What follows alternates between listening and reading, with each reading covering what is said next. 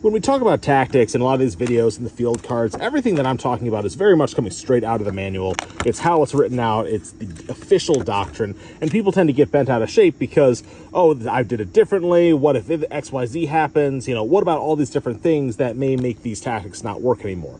Well, fortunately, we have a tactical solution to that, which is called the acronym Mett-Tc. It's often said it's Mett-Tc dependent. And basically, these are all your tactical variables that give you permission, if the conditions are right, to completely ignore standard doctrine and do whatever the hell you want. It's your permission slip to ignore doctrine. So Mett-Tc stands for mission, enemy, terrain, troops, time available, and civil considerations.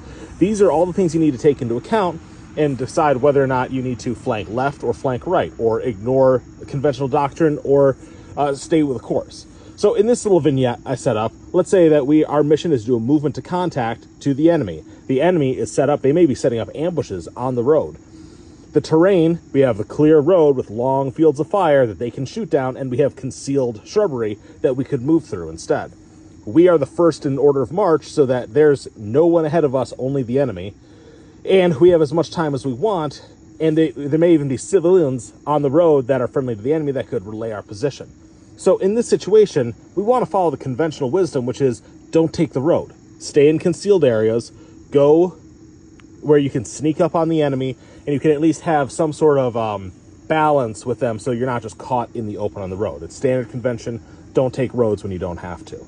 But now let's flip it. Let's say, instead of doing a movement to contact with the enemy, our mission is actually a displacing movement. The enemy is over here in the wooded area, and our mission is to go around in a long flanking area, and we have troops.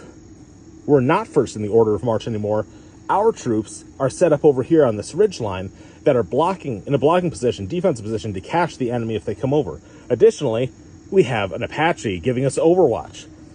We have limited time because we need to flank really fast. We need to move fast. We don't have time to knock through the brush, and there are no civilians in the area.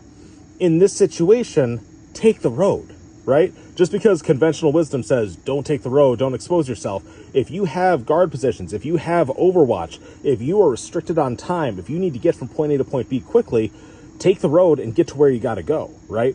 And this is where, you know, it gets a little tricky because sometimes people use Mett-Tc as a hand wave, and people ask, okay, but what if XYZ happens? What do we do then? And then you just say, oh, it's Mett-Tc dependent, as in we'll figure it out later. And that's not what we want to do. We want to make sure we're doing this deliberately, making sure that we're coming up with solutions that are Mett-Tc dependent, but we have those figured out ahead of time so that we're not caught off guard. This is how you develop your contingencies, not how you do it on the fly.